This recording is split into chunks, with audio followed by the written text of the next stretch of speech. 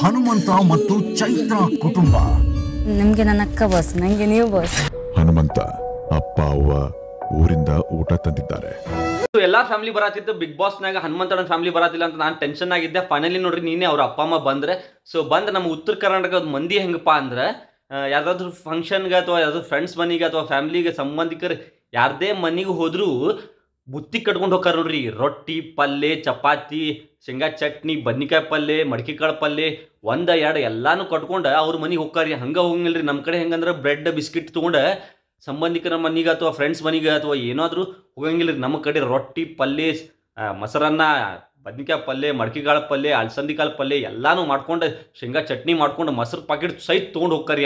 ಆ ಥರ ಮಂದಿ ನಾವು ಉತ್ತರ ಕರ್ನಾಟಕದ ಮಂದಿ ಅಂದ್ರೆ ನೆಕ್ಸ್ಟ್ ಲೆವೆಲ್.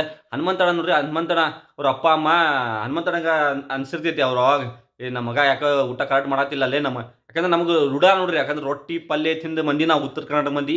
ಸೊ ಎಲ್ಲೋ ಒಂದು ಕಡೆ ಅವ್ರು ಅವಾಗ ಅನಿಸ್ತು ಇದು ಯಾಕೋ ಸೆಟ್ ಆಗತ್ತಿಲ್ಲ ನಮಗೆ, ಸೊ ರೊಟ್ಟಿ ಪಲ್ಯ ತೊಗೊಂಡು ಹೋಗ್ಬಿಡೋಣ ಅನಿಸ್ತು. ನನಗಂತೂ ನೆಕ್ಸ್ಟ್ ಲೆವೆಲ್ ಅನಿಸ್ತು. ಯಾಕಂದ್ರೆ ಹನುಮಂತಣ್ಣ ಅಂತೂ ನೆಕ್ಸ್ಟ್ ಲೆವೆಲ್ ಆಟ ಆಡತ್ತಾನೆ. ಅವ್ರ ಅಪ್ಪ ಅಮ್ಮ ನೋಡ್ರಿ ನಿನ್ನೆ ರೊಟ್ಟಿ ಬುತ್ತಿ ಎಲ್ಲರೂ ತೊಗೊಂಬಂದಾರೆ.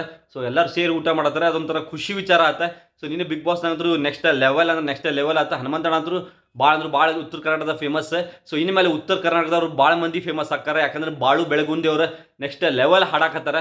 ಸೊ ಅವ್ರು ಆದ್ಮೇಲೆ ನಮ್ಮ ಹನುಮಂತಣ್ಣ. ಸೊ ಇನ್ಮೇಲೆ ಬರೀ ಉತ್ತರ ಕರ್ನಾಟಕದ ಮಂದಿ ಅಂತಾರೆ, ಕೆಲವು ಮಂದಿ ಬರೀ ಕಾಮಿಡಿ ಅಂತ ತೊಗೊಂಡ್ರೆ, ಬಟ್ ಆ ಕಾಮಿಡಿ ಅಲ್ರಿ. ಇನ್ಮೇಲೆ ಎಲ್ಲ ಶೋದಾಗೂ ಇರ್ತೀವಿ ನಾವು ಉತ್ತರ ಕರ್ನಾಟಕದ ಮಂದಿ. ಬರೀ ಕಾಮಿಡಿ ಅಂತ ತೊಗೊಂಡ್ರೆ ಉತ್ತರ ಕರ್ನಾಟಕ ಮಂದಿಗೆ. ಬಟ್ ಲಿಟ್ರಲಿ ಹೇಳ್ತೀನಿ, ಇನ್ಮೇಲೆ ನೋಡ್ರಿ, ಇನ್ಮೇಲೆ ಉತ್ತರ ಕರ್ನಾಟಕದ ಮಂದಿನ ಹವಾ ಐತ್ರಿ. ಯಾಕಂದ್ರೆ ಬಾಳು ಬೆಳಗಂದು ನೋಡ್ರಿ ಯಾಲ್ರಿ ಸರ್ಗಮಪ್ಪದ ಬಂದಾರೆ. ಸೊ ಹಂಗಾರಿ ಹನುಮಂತಣ್ಣ. ಸೊ ಈ ಸಲ ಅಂತೂ ನಾನಂತೂ ಒಂದು ರಿಕ್ವೆಸ್ಟ್ ಏನಂದ್ರೆ, ಉತ್ತರ ಕರ್ನಾಟಕ ಈ ಸಲ Bigg Boss cup 11th season Bigg Boss cup Uttara Karnataka ಹನುಮಂತಣ್ಣ ತೊಗೊಂಬರ್ಬೇಕು.